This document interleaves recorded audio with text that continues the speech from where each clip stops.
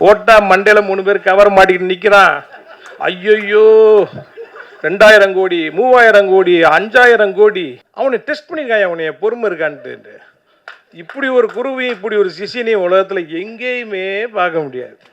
மதுரையில பாஷாவா இருந்தாரு, சென்னையில மாணிக்கமா மாறிட்டாருன்ட்டு அவரை இப்ப தாவூத் இப்ராஹிம் மாத்திட்டாங்க. உயிர் தமிழுக்கு படம் மே 10 அன்னைக்கு தேட்டர்ஸ்ல ரிலீஸ் ஆக இருக்குது. ஜி மியூசிக் படத்தோட ஆடியோ ரைட்ஸை வாங்கியிருக்காங்க. ஸோ அடுத்தபடியாக நான் பேச கூப்பிட போகிறவரை பற்றி சொல்லணும் அப்படின்னா, மனதில் பட்டதை பட்டென்று பேசும் நல்ல மனசுக்காரர். தனக்கென சுயநலம் கொள்ளாமல் பிறரை மனதில் வைத்து யோசித்து எப்போதும் செயல்படுவார். இதனாலேயே நிறைய சிரமங்களை சந்திப்பவர். இந்த படத்துல கூட பல இக்கட்டுகளை சந்தித்தாலும் சிரித்த முகத்துடன் எதிர்கொள்ளும் திறமையாளர், இன்னும் நிறைய சாதிக்க இருக்கக்கூடிய தயாரிப்பாளரும் இயக்குனருமான ஆதம் பாபா அவர்களை பேச அழைக்கிறேன்.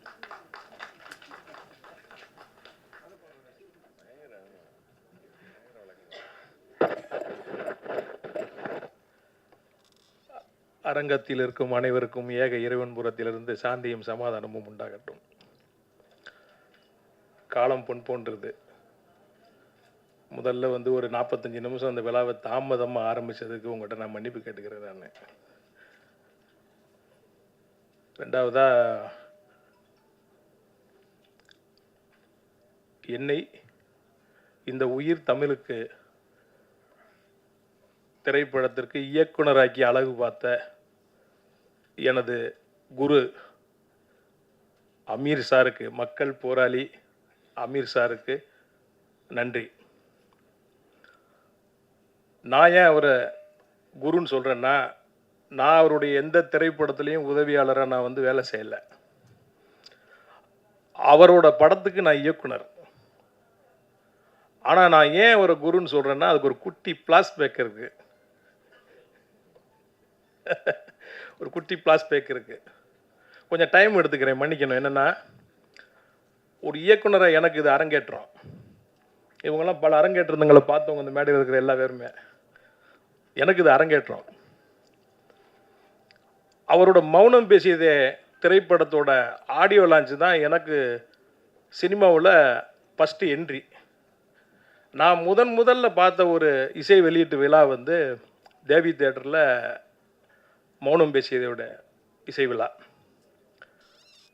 அப்போ தான் நம்ம சினிமாவுக்கு வரணுன்ற ஒரு முழுமையான நம்பிக்கை சினிமா நமக்கு இருந்தது. ஊரில் இருக்கும்போதே நமக்கு சினிமா கனவுகள் இருந்தது. அவரை பார்த்து தான் நான் வந்தேன் சினிமாவுக்கு. ஏன் அந்த நம்பிக்கை, ஊரை விட்டு நம்ம கிளம்பி சினிமான்னு வரணுன்ற நம்பிக்கை ஏன் வந்ததுன்னா, உங்களுக்கு எல்லாருக்கும் தெரியாது, இந்த அரங்கத்திலேயே அதிகமாக அவரை பற்றி தெரிஞ்சது நானாக இருக்கணும். எப்படின்னா, எனக்கு விவரம் தெரிஞ்சு ஒரு 40 வருஷமாக அவரை எனக்கு தெரியும், விவரம் தெரிஞ்சு. ஏன்னா மதுரையில் என் வீட்டுக்கு எதிர்த்து வீட்டுக்காரர் அவர், என் சொந்தக்காரரு, என் வீட்டுக்கு எதிர்த்து வீட்டுக்காரரு. அவரை பற்றி எனக்கு அவ்வளவும் தெரியும், நிறைய தெரியும் அவரை பற்றி எனக்கு. அப்போ இனிமேல் சினிமா தான் அப்படின்னு அந்த நம்பிக்கையை விதைச்சது எனக்கு அந்த மௌனம் பேசியதே ஆடியோ லான்ச். அதுக்கப்புறம் உதவி இயக்குனராக சேரணும்னு முடிவு பண்ண உடனே என்னோடய நண்பர்கள்ட்ட சொல்கிறேன், கல்யாணம் பண்ணி குழந்தையெல்லாம் பெற்றுட்டோம், வயசு 30க்கு மேலே ஆயிடுச்சு, இனிமேல் சினிமாவில் போய் நீ போய் எப்படி பாரு சரியாக வருமா அப்படின்னு ஒன்று. ரெண்டாவது என்னென்னா, நான் மதுரையில் பிஸ்னஸ் பண்ணிகிட்ருக்கேன், ஏன்ட்ட 40-50 பேர் வேலை செஞ்சிட்ருக்கான். இதெல்லாம் விட்டுட்டு சினிமாவுக்கு போய் நம்ம எப்படி, ப்ரொடியூசராக வரல, நான் டைரக்டர் ஆகணுன்னு தான் நான் வந்தேன் நான் அப்படின்னு டிஸ்கஸ் பண்ணும்போது, சரி ஒரே முடிவாக நம்ம போயிடலாம் அப்படின்னு சொல்லிட்டு நான் வரேன். அப்படி வரும்போது அண்ணன் இயக்குனர் பாலா அவர்களுக்கும் அமீர் சாருக்கும் மீட்சூலாக ஒருத்தர் இருக்கார். அவருக்கு உறவினர், அவருக்கு அவர் மாமா, எனக்கு அவர் அண்ணன், ஒரு அட்வொகேட் இருக்கார் மதுரையில். அவர்கிட்ட போய் சொல்கிறேன், ஆனால் இந்த மாதிரி நான் சினிமாவில் டைரக்டராக போனேன், நான் உதவி இயக்குனராக சேரணும்னே, எனக்கு கொஞ்சம் பாலாண்ணன்ட்ட ரெக்கமெண்ட் பண்ணுங்க அப்படின்னேன். ஏன்ப்பா அமீர்கிட்ட அனுப்பிச்சுட்றேன்ப்பா, அவன்கிட்ட போடப்பா அப்படின்ட்டார். இல்லை நான் பாலாண்ணன்ட்ட தான் நான் சேரணும் அப்படின்னோன்னா, ஒரு கல்யாணத்தில் ஒரு பாலாண்ணனை மீட் பண்ணுறோம். மீட் பண்ணி இந்த மாதிரி தம்பி அசிஸ்டன்ட் டேரக்டராக சேரணும்ட்டாப்லப்பா வந்துட்டு அப்படின்னா, வர சொல்லுங்கன்ட்டார். அவர் மேலே பெரிய மரியாதை வச்சுருக்கவர், வர சொல்லுங்கன்னு சொல்லிட்டார். சொன்னோன்னே நான் சென்னைக்கு வந்துட்டேன். வரும்போதே காரோட வர்ற ஒரு அசிஸ்டன்ட் டேரக்டர் வந்து இங்கே ஒரு வீடு பிடிச்சி தனியாக தான் வரேன். வந்து எல்லாம் செட் பண்ணிவிட்டு பாலண்ணனை போய் பார்க்குறேன். அப்போ ஒரு நான் கடவுள் படத்தோட டிஸ்கஷனுக்காக அண்ணா நகரில் ஆஃபீஸ் போட்டிருக்காரு. அந்த ஆஃபீஸில் பார்த்தீங்கன்னா இங்கே சாலிகிராமத்தில் ஒரு ஆஃபீஸ் இருக்குது. ஆனால் அவர் யாரும் தொந்தரவு இருக்கக்கூடாதுன்றக்காக அண்ணா நகரில் ஒரு ஆஃபீஸ் போட்டிருக்காரு. காலையில் 9 மணிக்கு போயிட்டேன் நான். 9 மணிக்கு ஆஃபீஸ் போனேன்னா ஒரே ஒரு அசிஸ்டன்ட் டேரக்டர் இருந்தார்.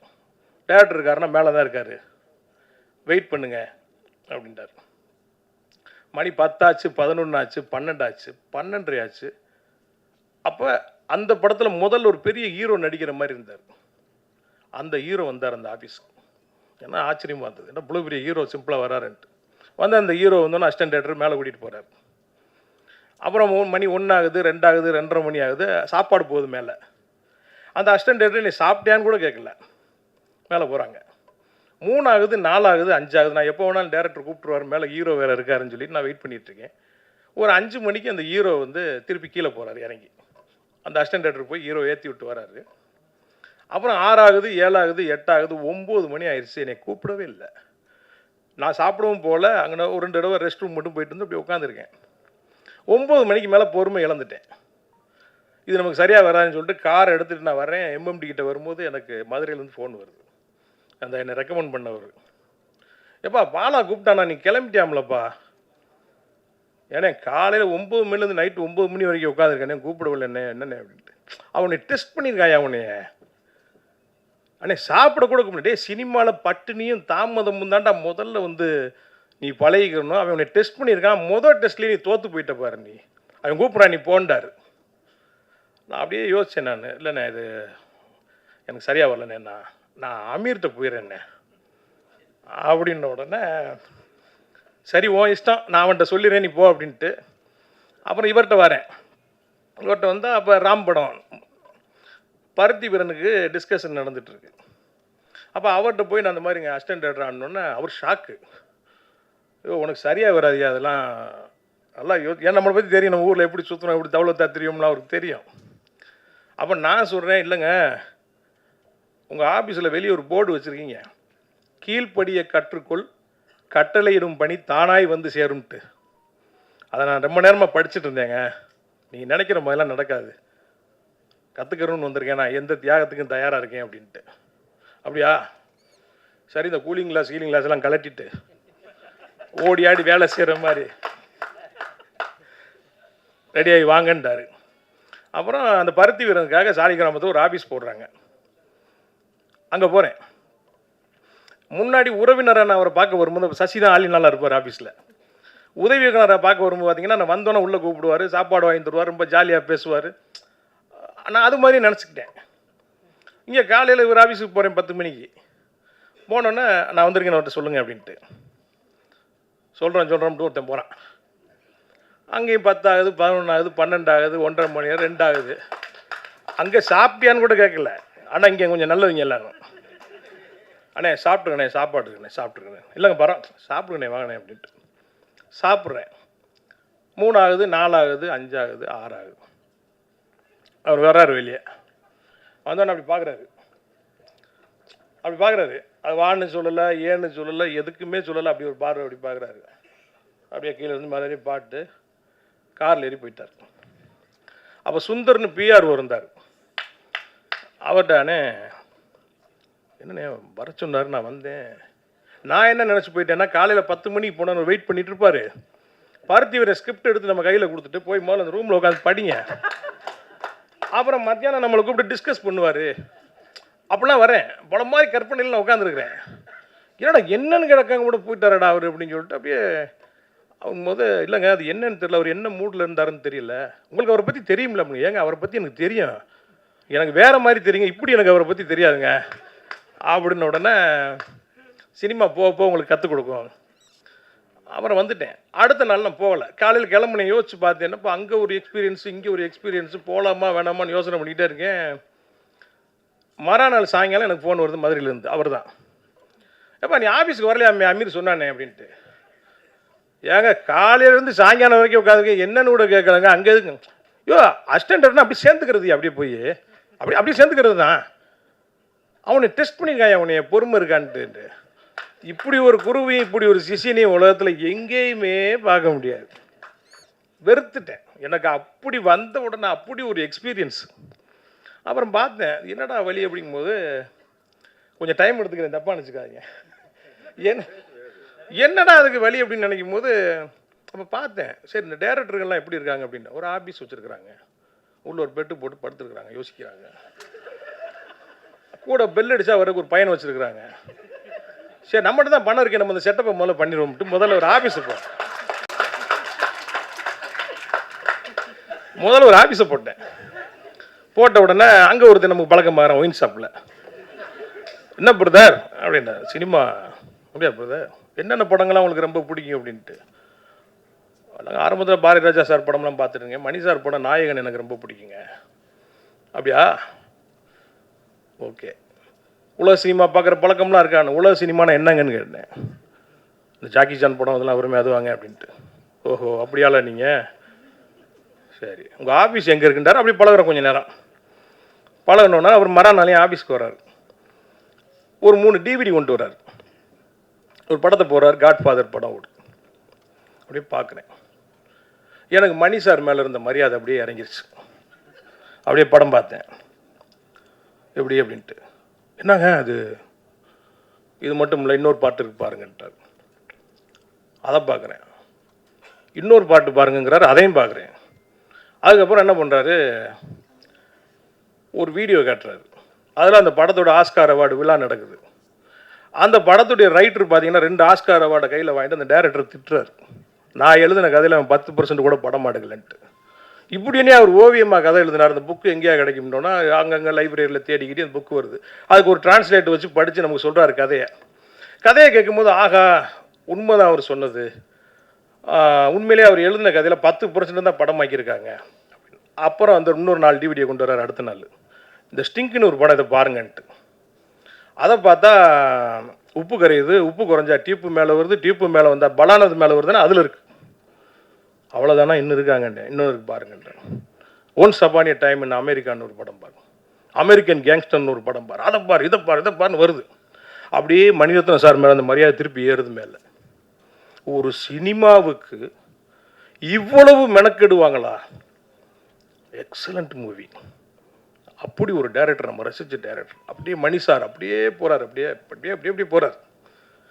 அப்போ என்னென்னா, சரிங்க இது மாதிரி படங்கள்லாம் என்ன இருக்குங்க காட்டுங்க. ரோமன் ஹாலிடேன்னு ஒரு படம் காட்டுறாரு. இந்த ரோமன் ஹாலிடே எங்கே இருந்து வச்சுங்க, இது தாங்க அன்பேவாவா ரோமன் ஹாலிடேவான்னு பார்த்தா அது அப்படி தான். அன்பேவா உயிரே உனக்காக ஆகுது, உயிரே உனக்காக. அப்புறம் பார்த்தீங்கன்னா மறுபடியும் கஜினி ஆகுது, அப்படி வந்துகிட்டே இருக்குது. அப்போ இதெல்லாம் பார்க்குறோம். அப்புறம் நண்பர்கள் நமக்கு பழகுறாங்க. அப்புறம் அவங்க 2 பேர்ட்டையும் சேரணும்னு சினிமா கற்றுக்குன்னு நினச்சேன். ஆனால் காலம் என்னை கொண்டு போய் இவர்கிட்ட தள்ளி விட்டுச்சு, நம்மள்கிட்ட. தவறா சொல்ல தலைவா, கோச்சுக்கிறாங்க. படம் ஷூட்டிங் போகிறோம் 2 பேரும். அப்போ கொஞ்சம் சாப்பிடுவோம் நாங்கள் 2 பேரும். சாப்பிட்டு அப்படியே பயங்கரமாக ஆட்டம் பாட்டமாக ட்ரெயினில் போகிறோம். காலையில் இறங்கி பார்த்தா ஸ்கிரிப்டை காணோம்.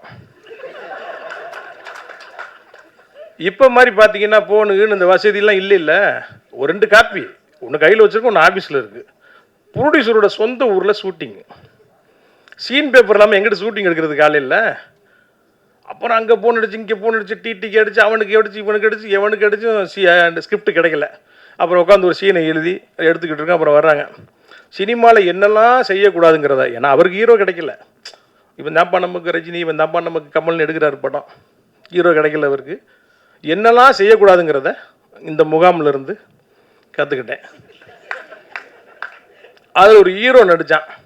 அவன் பாருங்கள், படம் அவன் ஆக்சிடென்டல் பிரைம் மினிஸ்டர் மாதிரி ஆக்சிடென்டலாக ஹீரோவானவன். நாள் நைட்டு அவன் பாதி படம் போயிட்டு இருக்கும்போது பார்த்தீங்கன்னா ஆர்டி ராஜசேகர் கேமரா அடுத்து அவர் கூப்பிட்றாரு, இவர் கூப்பிட்றாருங்கிறா முடியல. மொட்டை அடிக்கணும் இவர் ஒரு சீன், இன்ட்ரோல் பிளாக்கு. அதை கடைசியாக கிளைமாக்ஸ் முடிஞ்சோன்னு மொட்டை அடிக்க மாட்டேன்ட்டான் கிளைமாக்ஸில். அப்புறம் அவனோட நான் சண்டைக்கு போய் கடைசியில் இந்த படத்தில் எனக்கு அசிஸ்டன்ட் கார்டில் இவங்க போடல, போங்கடான்னு விட்டுட்டேன். இப்படி அப்படியே நம்மளோட சினிமா ட்ராவல் அப்படியே மாறி மாறி மாறி மாறி இன்றைக்கி காலம் எங்கே கொண்டு வந்து என்னை விட்டுருக்குன்னா, அவர் படத்துக்கு நான் டைரக்டர். இப்போ ஏன் நான் அவரை குருன்னு சொன்னேன்னா, இந்த படம் எடுக்கும்போது ஒரு நல்ல வண்டி ஓட்டுற ஒரு டைரக்டர், ஒரு டிரைவர் இருந்தாருன்னா, அப்போ லெஃப்ட்டில் போ, ரைட்டில் போ, ஸ்லோ அப்படின்னு ஒரு இன்ஸ்ட்ரக்ஷன் கொடுத்துட்டே இருப்பார். அது மாதிரி அவர் பக்கத்தில் இருந்தனால தான் இந்த படம் சாத்தியமாச்சு. இந்த படம் வந்து இன்னைக்கு இவ்வளவு நேர்த்தியாகவும் பார்த்தவங்களாம் இன்னைக்கு காலையில் ஹீரோயின் பார்த்தாங்க, சார் இப்படி ஒரு படத்துலையா நான் நடிச்சிருக்கிறேன், நான் அசந்துட்டாங்க. இந்த படம் இவ்வளோ தூரத்துக்கு வந்ததுக்கு அவர் தான் காரணம். சினிமாவில் ஷூட்டிங் நடந்துகிட்டு இருக்கும்போது டைரக்டரும் ஹீரோவும் முதல்ல பேசிப்பாங்க.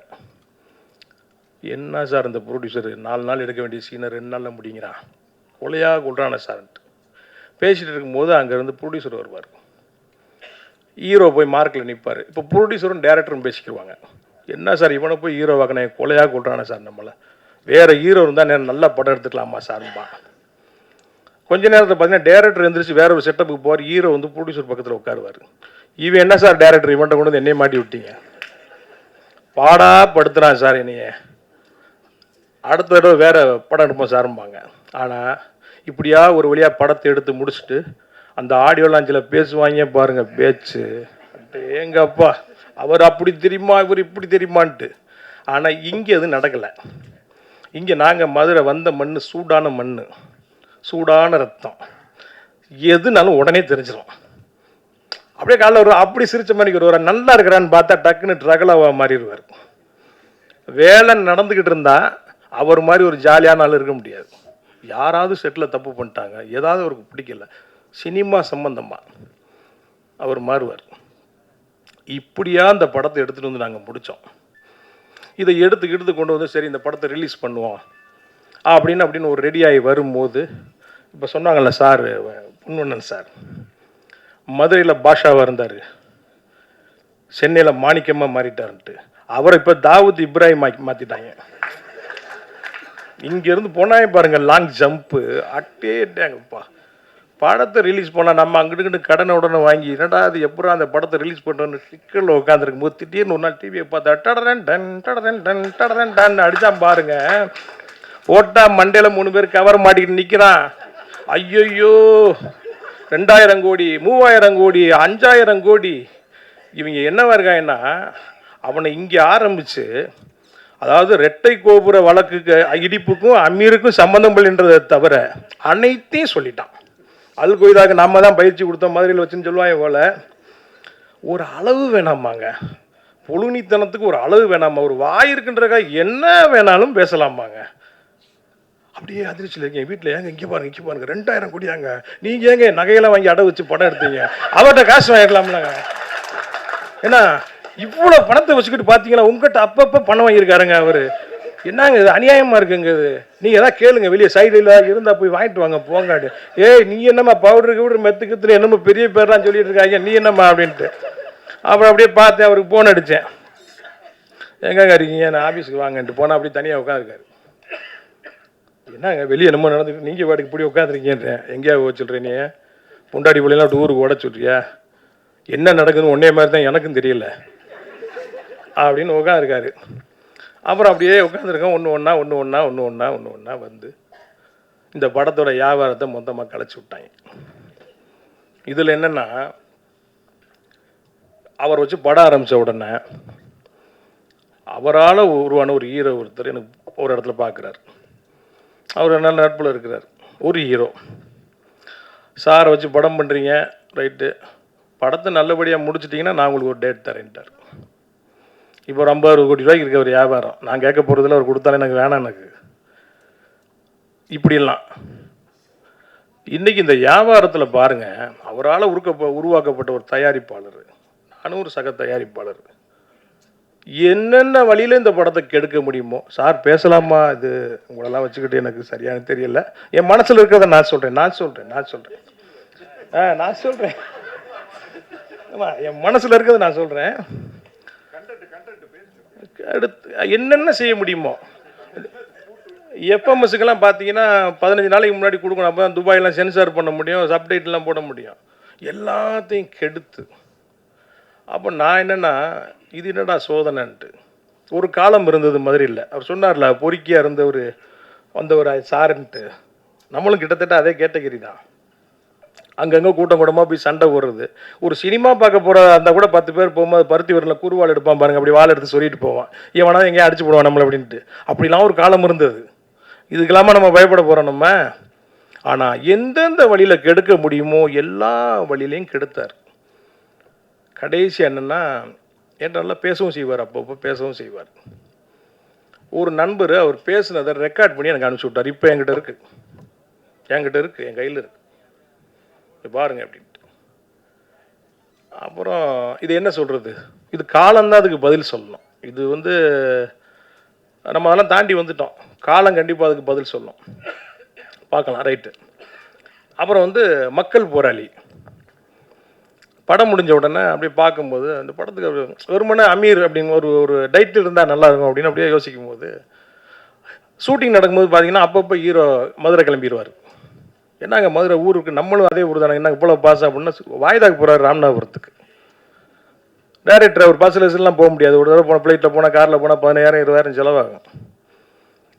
பருத்தி வீரன் மாதிரி அவ்வளோ பெரிய கிட்ட கொடுத்துட்டு அடுத்த ஹீரோ யார், எத்தனை கோடி சம்பளம், எவ்வளோன்னு போகாமல் இந்த தமிழ் சமூகத்துக்காக சிறைக்கு போனவர் என்னோட ஹீரோ. அவர் கூட போன எங்கள் அண்ணன் செந்தமிழன் சீமான் இன்னைக்கு ஒரு பெரிய அரசியல் கட்சியோட தலைவராக இருக்கிறார். அவர் சினிமா மேலே இருக்க காதலில் சினிமாவில் அவர் இருக்கிறாரு. வழக்கு போட்டது தெரியும், போனது தெரியும், வந்தது தெரியும். அந்த வழக்குக்கு எத்தனை வருஷம் அலைஞ்சாங்கன்றது எனக்கு தெரியும். 10 ஆண்டுகள். எத்தனை வருஷம் சார் அது இருக்கும்? 10 வருஷம். வாய்தாக்கா 2 வாய்தா 3 வாய்தா சேதாப்பில் போகலன்னா வாய்க்கல சார், வரலைன்னா வாரண்ட் ஆயிரும் சார். இப்படியா போய் கடைசியில் நீதிமன்றத்தில் அவங்க விடுதலை ஆகும்போது அந்த நீதிபதி சொல்கிறாரு அவங்க 2 பேரையும் பார்த்து, நீங்கள் இதெல்லாம் பயப்படாதீங்க, இதுக்கெல்லாம் இது மாதிரி தொடர்ந்து குரல் கொடுங்கன்னு சொல்கிறாரு. அப்படி சர்டிஃபிகேட் வாங்கிட்டு வந்து ஒரு நீதிமன்றத்தில் என்னோட ஹீரோ மக்கள் போராளி அமீர். நீங்கள் எப்படா சர்டிஃபிகேட் கொடுப்பீங்க அவருக்கு? தாவூத் இப்ராஹிம் ரேஞ்சில் மக்கள் மனதில் இருக்கிறார், தமிழக மக்களுடைய இதயங்கள் இருக்கிறார் அமீர். 20 ஆண்டுகளாக வந்து அவருடைய திரைப்பட வாழ்க்கையை பின்னோக்கி நீங்கள் பார்த்தீங்கன்னா அவ்வளோ ஃபுட்டேஜ் இருக்கு. மக்கள் போராளி அமீர்னு நான் ஒரு புத்தகமே எழுதிக்கிட்டு இருக்கிறேன், கூடிய சீக்கிரம் வரப்போகுது. 20 ஆண்டுகளாக அந்த தமிழ் சமூகத்துக்கு எப்படி அவர் களத்தில் நின்றார்.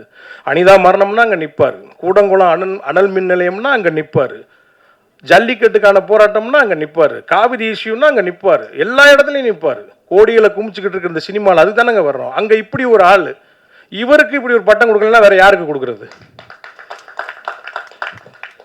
எக்காலத்திலையும் என்னை வந்து அவர் என்னோட குருநாதர், ஒரு மக்கள் போராளி. அப்புறம் என்னன்னா இந்த படம் வந்து அமீர், உயிர் தமிழுக்கு அவெல்லாம் பார்த்தோன்னா ஒரு முரட்டு அரசியல் படமாக இருக்கும், சீரியஸான படமாக இருக்கும். அதல்ல அது இருக்குது, அரசியல் இருக்கா, முழுமையான அரசியல் இருக்குது. நம்ம கவிஞர் சொன்ன மாதிரி அது வந்து ஒரு நையாண்டியாக இருக்கும். அது அப்படி சிரிச்சுட்டு அப்படி போகிற மாதிரியான ஒரு படமாக இருக்கும். காதல் பிரதானமாக இருக்குது. நீங்கள் அந்த சாங் பார்த்தீங்க, சிவகார்த்திகேயனுக்கு டப்பு கொடுத்துருக்காரு நம்ம ஹீரோ. அவ்வளோ அழகா ஸ்க்ரீனில் அவ்வளோ அழகாக இருக்கிறாரு. நான் நிறைய பார்த்தேன் ஷூட்டிங்கில், நான் பார்ப்பேன். நான் ஒரு குறிப்பிட்டு சொல்ல போனோம்னா ஒரு காட்சி, அந்த நீங்கள் முதல் சாங்கில் பார்த்துருப்பீங்க, அந்த புலி வேஷம் போட்டு ஆடுவார். அவருக்கு முதல்ல கம்பு சுத்த தெரியாது. அந்த புலி வேஷம் அந்த வந்து தீனா மாஸ்டர் சார் புலி வேஷம் நாளைக்கு வச்சுக்கிறோங்கிறாரு. பார்த்தா ட்ரெயின் பண்ணிட்டு இருக்காரு அவர். ஏன்னா அவ்வளோ பேர் ஷூட்டிங்கை வேடிக்கை பார்க்குறான், சாங்கு அதில் புலி வேஷம் போடணும், அதை ஆடணும், கம்பு சுற்றணும், இதெல்லாம் செய்கிறாரு. பார்த்தீங்கன்னா இப்போ ட்ராக் போகுது, ட்ராலி போகுது, கேமராவையும் ஒரு அந்த ஃபேவராக இருக்கணும். என்னங்க ஒரு டைரக்டர், அவ்வளோ பெரிய கிட்டு கொடுத்த டைரக்டர் காலத்தில் நின்று நடிக்கும் போது என்னங்க அது சார். நான் கலைஞர், அவருடைய கதைகள்லாம் எனக்கு தெரியும். அவர் அடுத்தடுத்து என்ன மாதிரியான படங்கள் பண்ண போகிறான்னு சில கதைகள் தெரியும். அவரை வேலை செய்ய விடுங்க. அவரை நல்ல திரைப்படங்கள் தமிழகத்துக்கு வரும், மக்களுக்கு பயனுள்ள திரைப்படங்கள் வரும், அவர் வேலை செய்ய விடுங்க. அதே மாதிரி சாந்தினி சரியா? கேட்டுக்கிறேன். சாந்தினி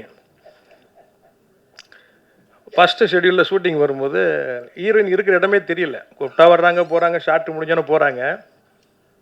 அப்போ நான் வந்து என்ன பண்ணேன்,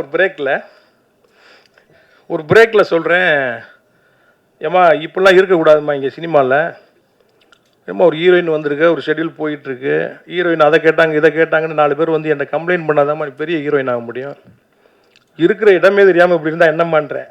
சார் எனக்கு புரியல சார், ஏதாவது கேட்கணுமா, எனக்கு இந்த தண்ணி சரியில்லை, மினரல் வாட்டர் கொடுங்க குளிக்கிறதுக்குன்னு எதாவது கேட்கணும்ல, எதையுமே கேட்கல. அப்படி ஒரு ஒரு ஆர்டிஸ்ட், எந்த கஷ்டமும் நமக்கு கொடுக்கல, அப்படி ஒரு ஒத்துழைப்பு கொடுத்த ஒரு ஆர்டிஸ்ட்டு. அவங்களுக்கு நல்ல இந்த படத்துக்கு பிறகு, ஏன்னா அமீர் சார் தமிழ்நாட்டில் ஒரு பெரிய ஆள் தெரியும், அவருக்கு இணையாக படத்தில் ஸ்க்ரீன் ஸ்பேஸ் இருக்குது. உங்களுக்கு ஒரு மன்னன் படத்தில் விஜயசாந்த் ரஜினிகாந்த் பார்த்த மாதிரி, சவாலை சமாளியில் வந்து சிவாஜி சாரும் ஜெயலலிதா அம்மாவும் பார்த்த மாதிரி ஒரு ஈக்குவலான ஒரு ஸ்பேஸ் அவங்களுக்கு ஸ்க்ரீனில் இருக்குது. இந்த படத்துக்கு அப்புறம் அவங்கள இந்த தமிழ் சினிமா பயன்படுத்தும்னு நினைக்கிறேன் நிறையா. அப்புறம் அண்ணாச்சி இந்த படத்தில், அந்த படத்துக்கு முதல்ல நான் நினச்ச ஹீரோ வந்து அண்ணன் வைய புயல். நிறைய பேசுகிறேனோ ஏன்னா அப்புறம் பட்ஜெட்டு மற்ற விஷயங்களை பார்க்கும்போது அண்ணன் பெரிய சம்பளத்தில் இருக்கிறாரு.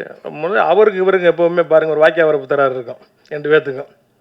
அவர் ஒரு ஏரியாவில் இருப்பார், இவர் ஒரு ஏரியாவில் இருப்பார். அப்புறம் அப்படி இப்படின்னு போய் கடைசியில் அண்ணாச்சி. அப்போ படம் ஃபுல்லாக வர்ற கேரக்டர் மொத்தமாக அப்படி ஒரு தூக்கி நிப்பாடுற பக்கத்தில் ஒரு சப்போர்ட்டிங் ஆர்டிஸ்ட்டாக, ஒரு காமெடியனா, ஒரு குணச்சித்திர நடிகராக எல்லாமே இருக்கிற ஒரு கேரக்டரு அருமையாக பண்ணியிருக்காரு. நீ ஃபைனலாக படம் பார்க்க போகும்போது அப்படி ஒரு காமெடி பண்ணியிருக்காங்க. இது அவருக்கு ஒரு முழுமையான ஒரு ஃபுல் மீல்ஸ் கொடுத்துருக்காங்க அண்ணாச்சிக்கு.